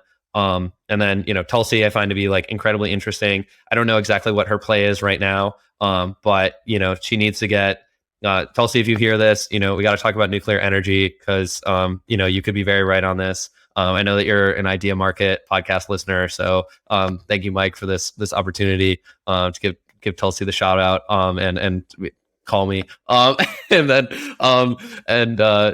but mostly her like anti-war stuff, although she's not like 100% where I am on everything. I think she was very interesting in that regard and a very credible speaker, Yeah. and I think one of the things that we learned is that, your policies, whatever, it's like, are you strong? Are you going to be able to stand up to these things? Can you communicate effectively? Can you rally people towards your vision and a vision that's, good for America and like, genuinely good for America, not just framed as good for America. And then being the commander in chief is like one of the most important things by far that the president can actually do. And they have to realize that they actually have that power and wield it and not just talk as if they can. And then Yang is just interesting because he's a wonk. He put a lot of like ideas out there that I think are genuinely interesting. I would definitely credit him with like, the kind of like direct stimulus that people received. I think that was mostly like, I don't think that would have happened had he not run, just because I think he really added a lot of credibility to like, oh, let's just give people money. And I would say one hobby horse that I have, which I've spoken about a bit, is a lot of people are very critical of, they're like, oh, the pandemic response actually proves that UBI is a bad idea because like we had all these labor market shortages as a function of that. I'm like, no, it actually shows that like actually unemployment is probably not the best way to structure these benefits because it disincentivizes people from rejoining the labor market. And actually UBI would probably have been better, and just in general, like kind of like thesis. So because people are using that as a justification to not support UBI. And I'm not even necessarily like I think the devil's in the details about how you'd execute something like that. But like my very American belief is that for every hour that you work, you should become wealthier. And if you have a system that makes it where you can actually work another hour and become net poorer, it's a bad system and it's un-American and it should be reformed. And if that means we have to give people cash, I actually think that's more American than the system that we have right now. So, so that's kind of like my take there. So that's where I was at. Like, there's definitely a lot of, I think, cultural relevance between Ideamarket and at least Yang and Williamson, in the sense that on the day Ideamarket launched, like the first people that I bought five accounts, and Marianne Williamson was one of them, especially because, and I've said this on other podcasts, I think that one of the things that she frequently says is people who consider themselves spiritual tend to kind of disengage from like the dirty worlds of politics and business and stuff like that. And she says you need to do the opposite. You need to go into those dirty worlds and bring your spirituality to them. And if you're so powerful, why aren't you powerful? Yeah. Right. And she's not only saying that, she's walking the talk. And so I can never stop, shilling about how awesome I think that approach is. And so yeah, I'm a big Marianne fan for reasons including that. And it kind of does go right to the core of Ideamarket's philosophy in the sense of, bringing principles to a very kind of dirty and crazy and power frenzied sort of industry and function in the world. And Yang, I'm forever indebted to Andrew Yang for being one of the more obviously maligned and mistreated presidential candidates by the media. Like there's a single blog post somewhere that shows like 50 times that Yang was just omitted by like the 5 top media corporations. Like he's third in the polls and they show the top 10 and it's 9 people just because he's not there. Like that stuff happens so many times that it is obviously not, like innocent error. Mm-hmm. And this is exactly the problem that Ideamarket is designed to counteract. And so I would, love to plug into the Yang community and see if we can give them some kind of reprieve or some kind of counteraction tool to that. Because yeah, he's really been just an incredibly clear victim of these systems. Totally. Yeah. I almost forgot about like a lot of that, and that's like the other thing that's so pernicious is just like how the score of these things is lost, like you're so mad about these things at the time, and then you're so barraged by this like other like hyper stimulus and like completely just like you just forget, it's easy to forget. I guess it's probably the easiest way to say it is it's easy to forget. And as soon as you bring it up, I'm like, oh my God, yeah, like like some stuff that is borderline like racist, it's just like they were clearly like not treating him as if he was like his own person. Like many times he was just called like a completely wrong name. And it's just like, no, he's like a candidate for president who should be treated just like everyone else. And like, you're like, it was like so grotesque. So yeah, I hated that. But I forgot about it. I really kind of forgot about it. I was like, yeah, he didn't do as well. He dropped out. His ideas were important. It's kind of my takeaway. Well, you're welcome. I'm glad to give you a spoonful of bitter medicine. I'm sure that's very pleasant. Yeah. Yeah, go ahead if you had a thought.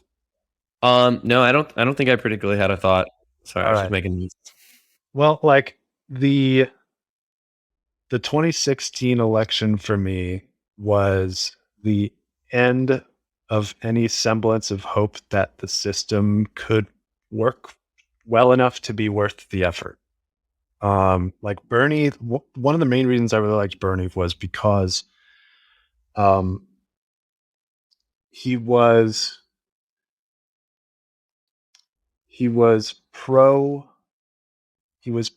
moving toward a vision rather than away from like a panoply of disasters. Mm-hmm.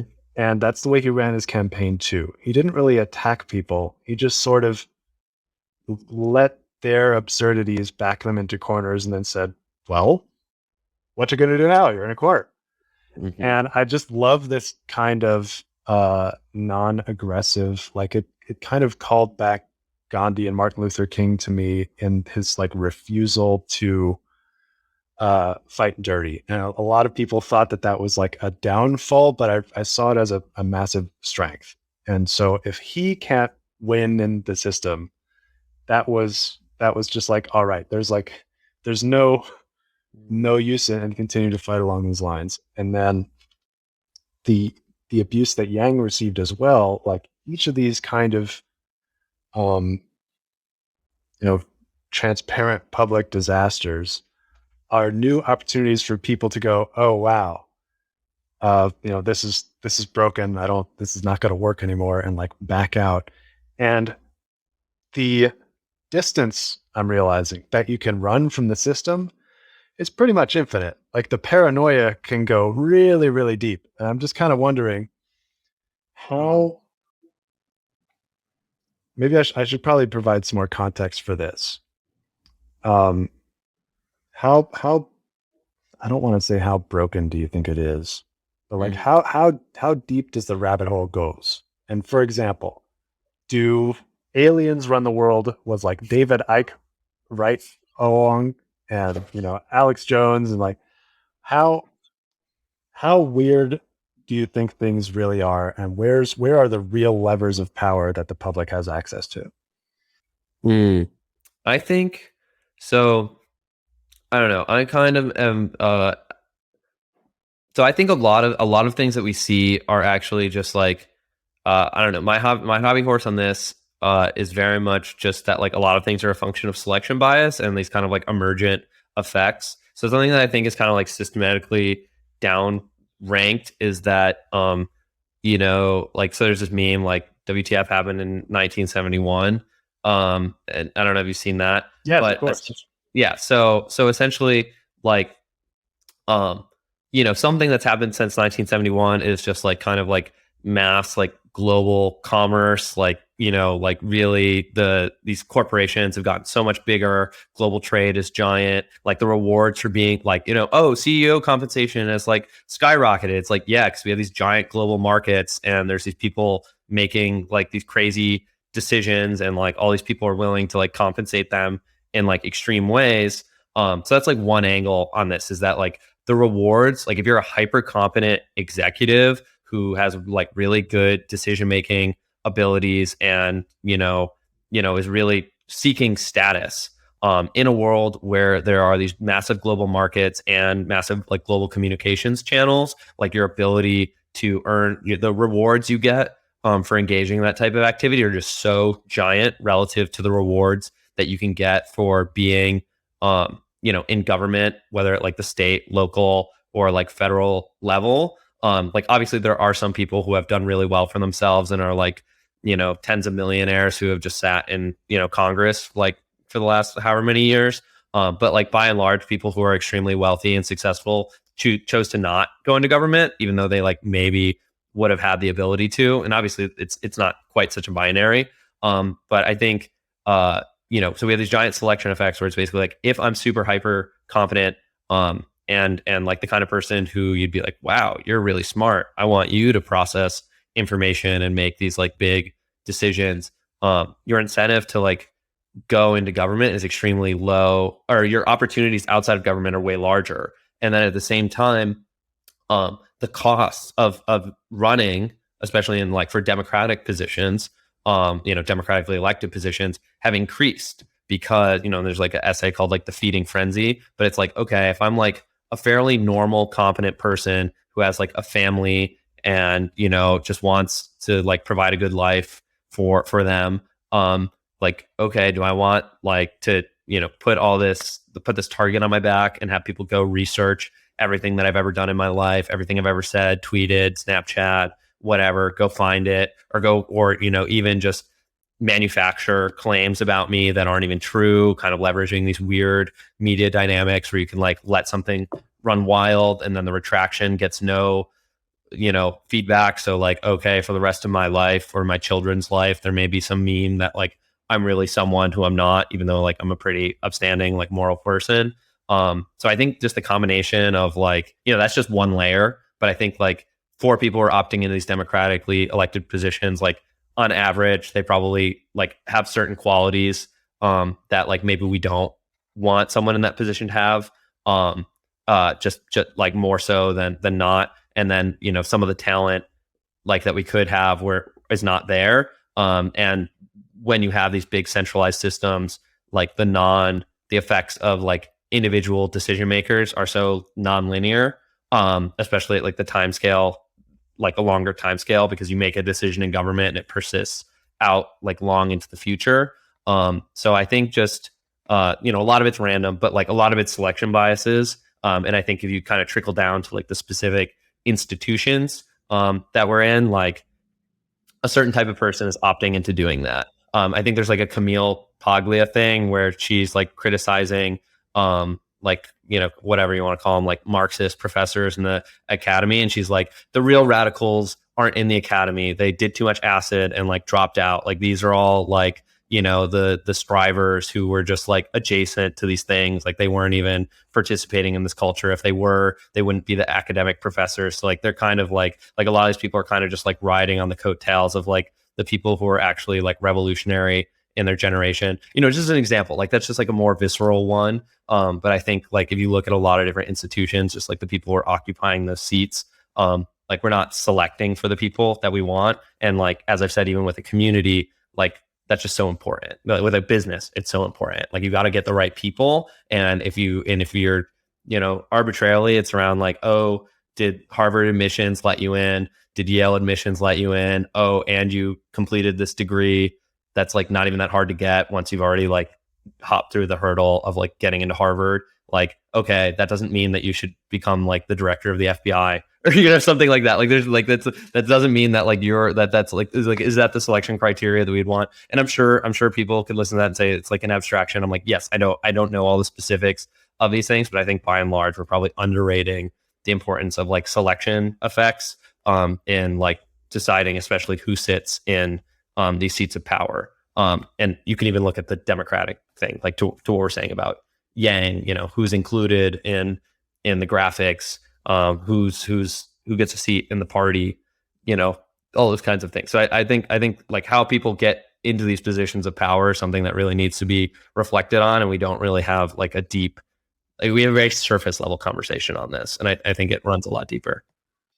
That's really interesting. And it seems like selection bias could be leveraged for good by communities, like creating situations that only the people you want would be attracted to, and things like that. I think that's cool. Like selection bias sounds like a passive thing. It sounds like you pour, water on the ground and it falls through the cracks, and the cracks are selection bias. But I think even though it sounds passive, this is a kind of thing that could be engineered very proactively. And I haven't begun to think about it from that angle yet, but I think that's really cool. I think you've said some really interesting stuff. Yeah. So I don't know. I just got on that. I've been looking for certain like metaphors to help explain it better. That was kind of a side project that I stopped focusing on, but it's something that I keep thinking about, and hoping to get into some new context from, thinking about it from different angles. But yeah. I was, I want to ask what communities or groups of people are the most interesting to you? Like whether or not you get along with them or agree with them, like. I think like just right now, what's interesting? Well, so okay, I'll do a little shilling for indiethinkers.org. I think that the people there are super interesting, super awesome. Basically, I've been working on this. I was working on it part time and then full time, and now kind of part time again. But essentially, it's Justin Murphy's project that he created. It's a little private paid community. We're retooling it, seeing exactly what it'll look like in the future. But Mike and I met in real life at a mansion party for that group met up. We had already met before online. And I just think it's a really interesting mix of people. I think, kind of to what you were saying earlier, like, I think, I don't know, we haven't like debriefed what exactly we thought all the threads were of people, like what, seeing people embodied in real life, like what things do we think they have? I think one thing is like a general kind of willingness to hear people out, even if you disagree, like whether or not you're agreeable or disagreeable. I think like a lot of people just have like maybe a certain degree of openness or certain like composition where they're willing to like hear people out, even if they're just going to go tear you down in like 20 seconds. Like it was a kind of space where people were willing to like let you talk and kind of assumed that you had something, at least something interesting to say, if not something smart to say. So anyway, where there's some commonalities there, probably certain, generally people are fairly smart. They're clearly committed because they're willing to pay, pay usually $450 to like enter the community. And then there's obviously another, selection bias, like people are willing to travel to like go meet up and do that. I think, is probably also a certain thing, although there are many great people who were unable for various reasons to attend. But I think that's, to that point, there's the just such a wide variety of things that people are interested in and looking to synthesize these things. There's lots of people who are interested in philosophy. People are deep into crypto. People are like really hardcore Bitcoiners, but like are like really deeply technical and building like cool stuff, not just, kind of standard propaganda stuff that I do, but like building cool stuff. And then, so I'm very proud of that community because I was like an organic early adopter, and that's how I got involved in that. And I think it's just a really cool space, and I'm very optimistic about the future. And I highly recommend throwing mansion parties if you can choose to throw, but it's got to be a cool mansion. This was like a really like classy mansion, like just the aesthetics are pretty good, but just the idea of being able to like wander through a giant space and you just like happen upon some conversation where people are asking the types of questions that, Mike asks on Ideamarket. I think that's a special thing. And I would say just in general, I like right now I'm feeling I haven't been following as many communities online in some degrees. Like I still am in the periphery, but I'm not like as a part of many of them. For a while, I was really hot on like Twitter and kind of like the post rat space. I have lots of friends there, but in general, I'm sure like many people who listen to Ideamarket, I'm just like a hyper like novelty seeker, so I like you're saying all kinds of things that are really interesting to me, and I'm super into it. And then it's like, okay, it becomes a little less interesting. Like, the bits. I'm friends with all those people, and I still like to make in-group memes. There's still alpha in making in-group memes, but I would say that, but in general, I'm kind of orienting myself. I want to have a better mix. So like, I want to benefit from the online world, as you're kind of saying, James. Like, I want to make friends online. That's something that I'm very interested in. That's a part of the project with Seeking Tribe is, I'm seeking tribe. I'm looking for the people who, have enough commonality. We have enough mutual interest that, there's probably something there. But I would say on the other hand, I don't want to be as digital as I was like the past 2 years. Like in the sense that I want to have a balance. I want to be more of like an embodied person. I think that there is a difference in taking some of these relationships offline, even if it is just for a weekend party type of thing. I think your ability to have different types of relationships, like Mike, you were talking about earlier, if we have too much in common, then it's like not that interesting. That's kind of what I'm talking about with some of these Twitter relationships, where it's like, okay, we all know the memes. What else is there to say? But like that phenomenon doesn't really exist in the same way in person. So like, I connected with this great guy, this great guy, Jack, through Twitter. Basically I'd filled out a form for this guy Visa put out, just about his like kind of like Twitter friends and spaces. And then my friend Jack went and looked and was like, oh, this guy lives in Rochester, and he followed me. And then he was like, yo, dude, like I found you through this form. I'm going to come visit my family. Do you want to hang out?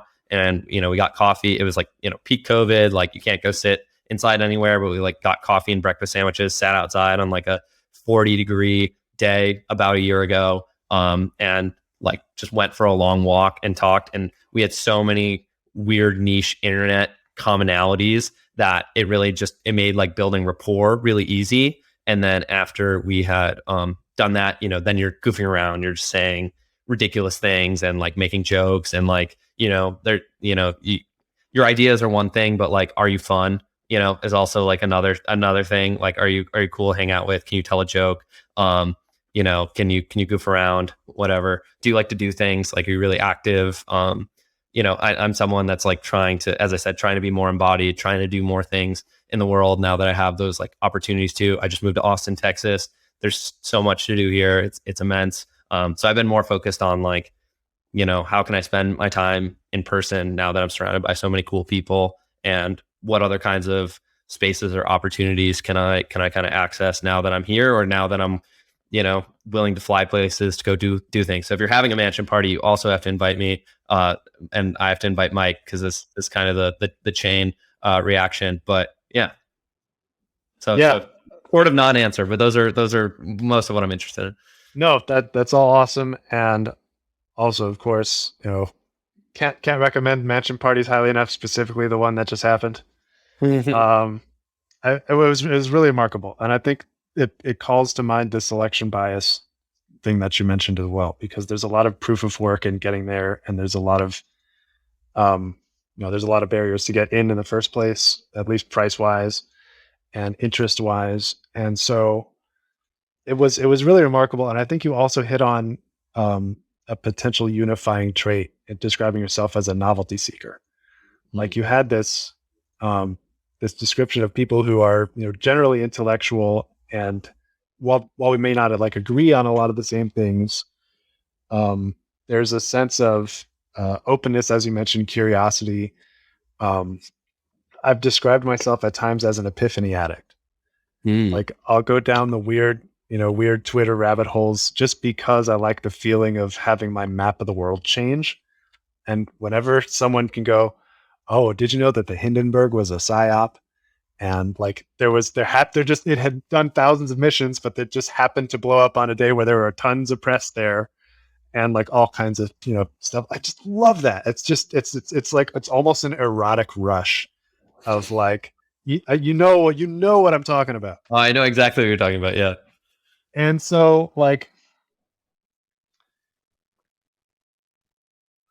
I think that's really cool. And the base mansion really, kind of nailed that kind of vibe. And just, I must have met 50 people and was not bored by a single one. Mhm. And it worked really well. So yeah, I'm definitely bullish on mansion parties in general. I've already been concocting what an idea market related one might look like, and you're definitely on the list. Ooh, I would also say, the other part of it. So I'm really big on finding people who share your values online. I'm really big about meeting cool people in safe spaces, blah, blah, blah, all your caveats, be smart, from the internet. Because by and large, I'm very fortunate. I haven't had any bad experiences meeting people online. They've all been cool. Even if we don't agree on lots of things, like everyone's been really friendly and nice. And then I would say, but like the one caveat, which is kind of in vogue right now, especially for people who are interested, who don't like the institutions and want more freedom and are exiting them, is people are, really bullish on, buying land somewhere and like all going and moving there like impromptu. I think that I'm friends with people who have projects like that, and I think they can be cool. I would encourage you to, maybe not do that, unless you have, get some experience with some people, get to know them, have an understanding of what it is. In general, I think a better model is like buying up a neighborhood and like a small city. I'd recommend Rochester, New York, because I'm from there, and maybe at some point I'll return. But I would but I think it's a lot easier to go move. Yeah, it's very cold, but I would encourage you to go, instead look at a neighborhood, look at a small city, co-locating, relocating, especially if you don't have friends, if you're one of these people who feels alienated, as we kind of mentioned before. I think that can, I think relocating can be good, and especially around people who share your values. But don't join a cult. Best way to mitigate not joining a cult is don't move to some random piece of land somewhere with people you don't know. Yeah. I mean, I couldn't agree more that that's a huge trend. I have been historically a like someone who wants to do that. Like, in fact, I don't know if I told you this, but just up the street from Based Mansion is where my wife and I tried to put a tiny house on like some guy's property, and it didn't end up working out. But like, we had been down that street like a couple of years before, Bee Caves or whatever it is, and yeah, it is quite difficult. And also, when you think about it, you don't really want to mix friendship with governance. That's just a huge hassle. And so, yeah, as I've thought about this more, I'd way rather like everyone move into the same apartment building or something like that and let the landlords do the governance. And, you can all just gripe about it and hang out and have cigars, and you don't have to like figure out how to be a micronation. And, that just causes problems. Why introduce all that hassle? So I just want to echo what you're saying and add a little more, additional color to it. But yeah, I think, complete, alignment on the sense of priorities and values there. Absolutely. And so it's really exciting to see all these people moving to Austin. And yeah, I think, there's a great vibe going on in general. Oh, cults. You also mentioned cults. Isn't a cult just a great community? Isn't a cult just a community that works a little too well? Like how where do you draw the line? Yeah, no, I think that's a very interesting question. It's right, and there's some bit that's like I forget, but there's something you actually don't know when you see it. You don't know until you're like having sex with someone who you didn't intend to have sex with. I think it's probably like when I'm saying cults, I don't mean just like people are like a well functioning community where everyone's happy and shares values. I mean like a sex cult, like a bad cult. Like I think there are like essentially things that are cults that are good, and it's not until like people's lives are being destroyed that it's really like what I'm thinking of as a cult. So yeah, no disagreement there. I just think it's it's kind of like a risk mitigation question. I'm really thinking about it from like kind of a risk standpoint, and like what are the trade-offs and like benefits versus like risks or like potential catastrophic costs. And I think like first if you want to move somewhere to be around values aligned people, figure out what city those people are more concentrated in, and like what neighborhood maybe a couple of them live in. Start there. And then like if you have homies, like I have friends where if they were like, oh, we're gonna go buy some land and we've known each other for like 20 years or whatever, and it's very much not like charismatic person finds us on the internet, recruits us to like all throw in this money. And now like, okay, the first time we're relocating, we're like launching our tiny homes on this like property. And yeah, so but there are many models that are not doing exactly that are doing things similar to that or sound vaguely similar. And I'm not talking about those at all. Many cool people working on cool projects. But just be smart. And I just figured I'd mention that just because selection biases, the kind of people who are opting into these things like may or may not be the kind of people you want to be governing things with, especially depending on what values you're organizing around. So like, if you're like, if everyone's migrating to some town because it's like known for being like, Orthodox Christian, and you all are like opting in to move to this town because of some like, podcast online, you're probably fine. That's probably okay. Okay, most people are married. It's really focused on marriage. You have strong values. It's just people are like, I want to be surrounded by people who like the same practices that I have and have same values. Probably fine. But if you're opting in around something that's like a little crazier and like, just kind of wild and you like whatever, it may be what you want, but it may not be what you want. And just, think about it a bit more. No, I think that's super salient and kind of giving some guidance on like what a good cult is incredibly useful, not only for this conversation, but I think for a lot of the people who might be listening to this, because we're a weird bunch, and it's really exciting when we meet people who are similar and have similar alignment and similar passions and interests and stuff like that. And there can be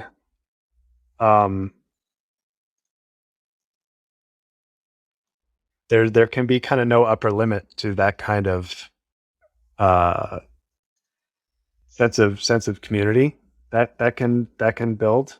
And I think it's really important to kind of have a vision for what the constructive version of that looks like versus what the potentially dangerous one does. And something that I've been thinking about is kind of half baked, but like there's this I forget what it is.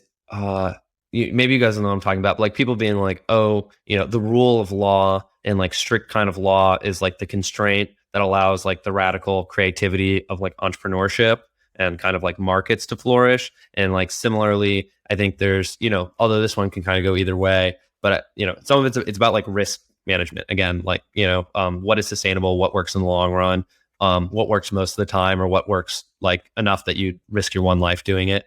And I think that the, so another one is like people kind of part of the theory of like Bitcoin is like, oh, we need a really strong money, the hardest money possible. And this is actually going to be a revolution for the world, because we'll have this like very strong base that then all this radical stuff can build off of. And you kind of want this like, I forget what the term is, but like they talk about this in like information theory, where you essentially want this like really strong kind of consistent layer that then like enables all of this other thing. And I've been kind of thinking about that with relationships, and I think also scales to community. So like if you're kind of like, wild, interesting person who's trying to do something ambitious, you have some novel theory, you're working on some project or whatever, like it probably is very helpful to have like, a strong kind of like foundation in your like personal life and in your like relationships, so like, maybe you like, oh, you're kind of chaotic. Like maybe you don't want to be in a call with a bunch of people who are all really chaotic. Maybe you want to live in like a very grounding kind of like structured environment, or at least to some extent, like maybe where you sleep or like where things are organized, so that then, like your basics are kind of formed. Or you want to have a strong partnership with someone who, you can see yourself spending like decades of your life with, because that can kind of provide this foundation that allows you to like flourish in the ways in which you're like more dynamic or like volatile. So just something to think about. I don't remember what the terms are for that. That's another thing I kind of want to like write about. But that was creative constraints or something like that. Like I know. Let me see. I feel like I emailed this myself. Anyway, you can, if you have a thought or what you're thinking. Yeah. I mean, I do think that's a really good advice. I want to ask one last thing here. Yes. And the concept of risk management has kind of come up a lot, which I like and I'm a little obsessed with, because Ideamarket is all about that. Go ahead. All I was just sorry. Can I just? Yeah, please. No, go for it. The thing is high entropy. So the kind of idea is high entropy systems and actors thrive with a low entropy carrier. So it's kind of like you want this like low entropy base layer that then enables this kind of like high entropy like agent to like thrive. So that was the framing. That was from this book, Knowledge and Power by George Gilder, which is really interesting because it's about information flows as like value generation in itself. So I have to, that's like I was listening to the audiobook. It's something I'm going to have to like go through probably multiple times because it was really dense, but I thought that might be an interesting idea. Nope. I think that's awesome. I have written that down using the old fashioned pen and Post-it note. So that's going to get some consideration. I wanted to ask, risk management has come up a lot. I'm a big fan for idea market reasons and all that stuff. And also it's a very kind of Talebian concept. I'm wondering, have you seen, how have you seen risk management as like a guiding principle or a priority in community building? Is that something that you've seen made explicit? Interesting. Yeah. Yes. I think there are ways. I mean, I don't know how interesting they are, so like it's kind of so one, other than like the kind of like don't move to like land, like, cult risk mitigation. But I would say another one is, kind of like, if you find yourself in a group and like and people are saying, like talking to you about like doing illegal things or, saying things that are like really kind of like crazy, like don't do those, leave, you're probably about to be entrapped by like, like convinced to do some sort of stupid thing that you shouldn't be doing. I think there are certain like principles and I think it goes along with right selection bias being something that you craft and something that you cultivate. So like if you don't want certain types of people, you want to like create structures and branding and things like that like alienate them or like polarize them for community building, because things can kind of like devolve. And then the other thing is like if someone is engaging in antisocial behavior, you want to address that very quickly. And depending on, again, it depends on like what we mean by community here. But in many contexts, if it's something online, like you probably just want to like be like, hey, sorry, this isn't a good fit for you, like time to go. And I think people are hesitant to do that, and especially just because a lot of things are so focused on being hyper inclusive. But like being hyper inclusive also means being a space that people want to be in. So I actually am like very much in favor of like controlling your perimeter, with your organization. It's like an opt-in thing, people can decide if they want to join. We can decide if we want someone to be a member of it. And I think caring about that a lot is important. And that's, most of the risk comes from people. Like risk is like people doing things that are potentially very disastrous for your organization. Depending on what you're doing, there may be other things, but just in general, like the question is always like, or a question that you should always ask, because asking questions and answering them is free, is like, how does this thing fail? How does this thing die? What are like our big risks? How does this go horribly wrong? And don't live in fear, but at least ask yourself those questions and think about it, because you can, and ask people who have done it before, especially people who have failed. How did your thing fail? Is also a good question. Why aren't you doing that anymore? What happened? So yeah, I guess that's my little piece of advice. Awesome. Whereabouts can we find your work, man? So I am at Grant A. Dever on Twitter, and I own www.seekingtribe.com. That's where I post my blogs, and then I also own www.grantdever.com. And you can. I have good SEO because my name is rare, so I didn't do anything, and I post a lot, which I'm sure helps. So you can find me on the internet if you want to look for me. We'll put those links in the description. Grant is online. Sounds good, man. Thanks for hanging out, and that was a lot of fun. Like I feel way less ignorant about community stuff than I did 2 hours ago. So really, okay, that's good. Yeah, I feel like I got the download. Yeah.